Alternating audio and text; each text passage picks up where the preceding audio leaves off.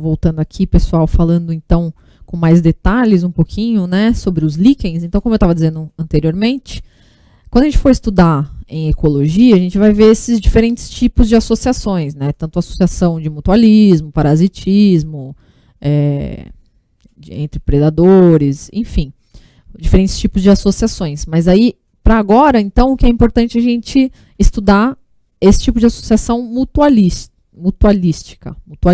tá? Entre os fungos e as algas ou cianobactérias, que são denominadas de líquens. O que vai acontecer? Então, por que os dois ganham nessa associação, né? O que acontece? A hifa dos fungos, o que ela vai fazer? Ela vai dar sustentação para aquela estrutura, vai promover uma proteção também daquela estrutura e as hifas vão fazer a absorção de água e minerais do substrato onde está fixada aquela estrutura de líquen, tá? E o que as algas vão dar em troca? Alga e cianobactéria também, né? Elas fazem fotossíntese, certo? Como eu tinha falado anteriormente. Possuem clorofila e tudo mais. Fazem fotossíntese. Então, as algas produzem matéria orgânica. E aí, as próprias algas utilizam essa matéria orgânica e o fungo também, tá?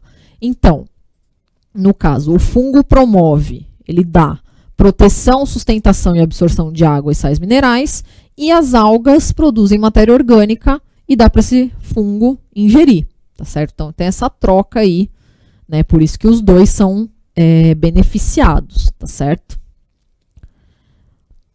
Aí, o que é legal dos líquens, né? O que é importante também com relação à ecologia, tá?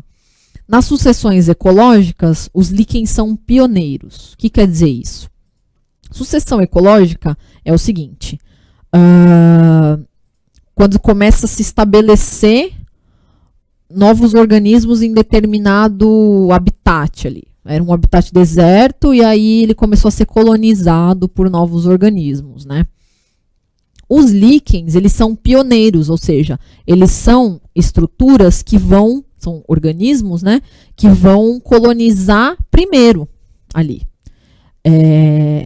Como eles são meio que autossuficientes, né, porque eles possuem a alga que produz material orgânico, e a hifa que faz a proteção, o fungo, né, a hifa do fungo que faz a proteção, sustentação e tudo mais, então os líquens são meio que autossuficientes, então eles se estabelecem ali naquele local, e aí eles começam a se reproduzir e tal, e possibilitar com que outros organismos passem a colonizar aquele lugar depois, né? Começam a vir outros organismos que vão ingerir esses líquens, né? Vão ingerir a matéria orgânica produzida pela alga e tudo mais, e aí vai acontecendo o aumento daquele ecossistema ali, né? Vai evoluindo, tá? Isso que é chamado de sucessão ecológica. Então, a gente tem um lugar que era deserto, e ele começa a ser colonizado por diferentes seres ali, vai aumentando a complexidade daquele local.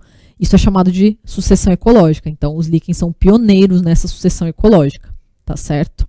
Outra coisa que é legal também dos líquens é que eles são um indicador de que o lugar está com um ar puro.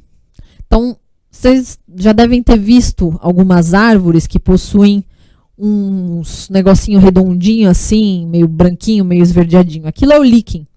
Se aquela região possui árvores com líquens no tronco, significa que aquele ar daquela região é mais puro, tá? Então, eles são indicadores de pureza de ar, tá? E aí, ele fala também que em tundras e desertos, que são ambientes bem inóspitos, né? São ambientes em que não é qualquer tipo de organismo que consegue sobreviver. Os líquens são produtores, né? Então, eles produzem matéria orgânica nesses ambientes, tá certo? Daí, vamos ver aqui.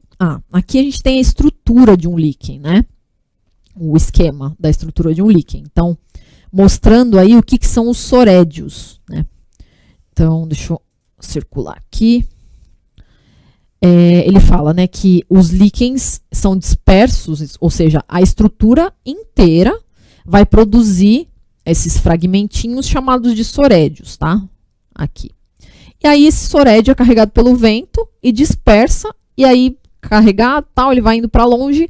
Na hora que ele cair num solo, ele vai começar a brotar ali e vai surgir um novo líquen, tá certo? Então, o sorédio, ele é basicamente os fragmentos desses líquens que vão ser carregados pelo vento e se estabelecer num novo local, tá? Então, é assim que os líquens se dispersam, tá? Então, só para falar um pouquinho aqui do detalhe da estrutura do líquen, né? A gente tem, então, uma camada superficial aqui em amarelinho, que é a composta de hifas dos fungos, então proteção aqui para o líquen, né? Aí embaixo a gente tem essa estrutura em rede aqui, que são as hifas dos fungos, entrelaçadas com células das algas, tá? Então, tudo juntinho aqui. Aí, mais embaixo, a gente tem hifas frouxamente entrelaçadas, então começa a ficar mais frouxinhas.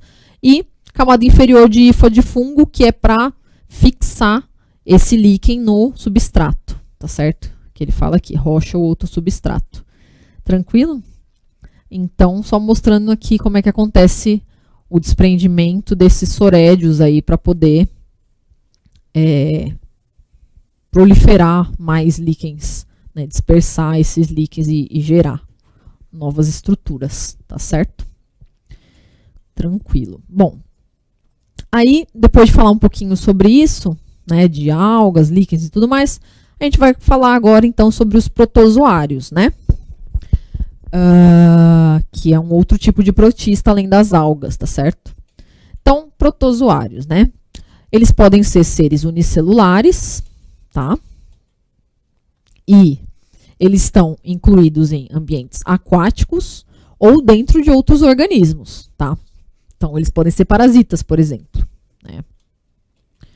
Aí, ele fala, então, que os protozoários alguns deles podem ser binucleados, né? O que quer dizer isso? Que possuem dois núcleos, né? Dois tipos de núcleos diferentes. Então, esses protozoários vão ter um macronúcleo, que vai fazer o controle do metabolismo celular, tipo o nosso núcleo, né? O núcleo das nossas células, que faz o controle do metabolismo celular, tá certo? E possui material genético e tudo mais. E o micronúcleo, que faz o processo de conjugação. Então, só lembrando o que é conjugação, pegar o mesmo nome lá das algas. É a troca de material genético que acontece entre duas algas diferentes, aqui no caso, entre dois protozoários diferentes, tá? Então, o macronúcleo controla o metabolismo, possui material genético e tudo mais, e o micronúcleo faz esse processo de reprodução sexuada, chamada de conjugação, tá? Aí a gente tem aqui como que é feita a classificação dos protozoários, tá? Essa classificação é realizada com base nas estruturas locomotoras dos protozoários, tá certo? Então, vamos lá. A gente tem aqui nessa tabelinha, né, as características dos grupos. Então, inicialmente a gente tem o filo Sarcodina ou Rhizópoda, né, que são os sarcodíneos. O que eles possuem como estruturas locomotoras? Eles têm pseudópodes. O que são pseudópodes, né? Pseudo é falso e pod é pé. Então, são pés falsos. O que acontece? Uma estrutura, eu vou dar um exemplo aqui, ele está dando exemplo da ameba, né? A ameba ela é uma estrutura celular meio molinha assim, que ela vai se locomover por meio desses pseudópodes, em que o citoplasma dela faz com que a célula projete como se fossem pezinhos para frente, e depois a célula toda é puxada por esses pezinhos. Por que são pseudópodes? Porque não são pés de verdade, né? Eles são pés falsos, tá? Eles estão sendo produzidos ali na hora pelo citoplasma e pela membrana da ameba. E aí essa célula consegue se locomover por meio dessa projeção do citoplasma, tá certo? Então, isso que são pseudópodes, e as características desse tipo de organismo é que eles podem possuir vida livre ou parasitária. Então, eles podem estar em vida livre, não precisam estar dentro de nenhum hospedeiro, ou eles podem parasitar algum hospedeiro, tá? O exemplo aí da ameba. Aí a gente tem o filo Zoomastigófora, tá? que são mastigóforos ou flagelados, né? Então, como que eles fazem a locomoção? Eles fazem por meio de flagelos, tá? Aí fica bem intuitivo, né? Se eles são flagelados, eles possuem flagelos, tá? Eles podem também ser de vida livre ou parasitária. E um exemplo é o Trypanosoma e a Giardia, tá? Vocês já devem ter ouvido falar em doença de Chagas, Trypanosoma cruzi, né? Então, o Trypanosoma cruzi é um protozoário que causa doença de Chagas, tá? Ele é um protozoário parasita, né? Porque ele vai parasitar o nosso organismo, mais especificamente o coração, para poder sobreviver. Então, ele é um ser de vida parasitária. Giardia também, ela pode estar em vida livre ou pode estar parasitando o nosso organismo, tá? Causa sintomas como diarreia, né, vômitos e tal, tá? Aí a gente tem o terceiro aí, que é o ciliófora, né, os ciliados. Ciliados possuem cílios, se locomovem por meio de cílio. Qual que é a diferença de flagelo para cílio? Vou desenhar aqui. Então, aqui, ó, para dar o exemplo da ameba, dos pseudópodes, então, só fazendo o desenho aqui, ó. Isso aqui seria uma ameba sem se locomover. Aí ela vai querer se locomover, ela vai fazer o seguinte. Ela vai pegar, projetar, tipo, 2 bracinhos para frente. E aí esses 2 bracinhos puxam o resto do corpo dela para frente aqui, ó. E aí ela vai e se locomove para frente, tá? Isso que são pseudópodes. O que é um flagelo? Flagelo é tipo o que o espermatozoide tem. Então, você tem a celulinha lá, aí você tem um negocinho compridinho que vai bater e vai fazer a célula se movimentar, tá? Então, ela é um filamento longo e único, tá? Isso é um flagelo. Então, lembra dos espermatozoides. E o que é um cílio? Ou cílios, no plural, né? Você tem lá a célula, e aí você tem vários curtinhos, assim, ó. Vários curtinhos. Diferente do flagelo, que é e longo, os cílios, eles vão ser vários e curtinhos, tá certo? E aí eles vão batendo em sintonia e vão fazendo a célula se movimentar, tá bom? Então, essa aqui é a diferença de pseudópodes para flagelos e para cílios, tá? Então, ciliófora possuem cílios, e eles podem ser também de vida livre ou parasitas, né? Geralmente vida livre. Um exemplo bem conhecido é o paramécio, e tem também a vorticela, que é um outro tipo de protozoário, tá?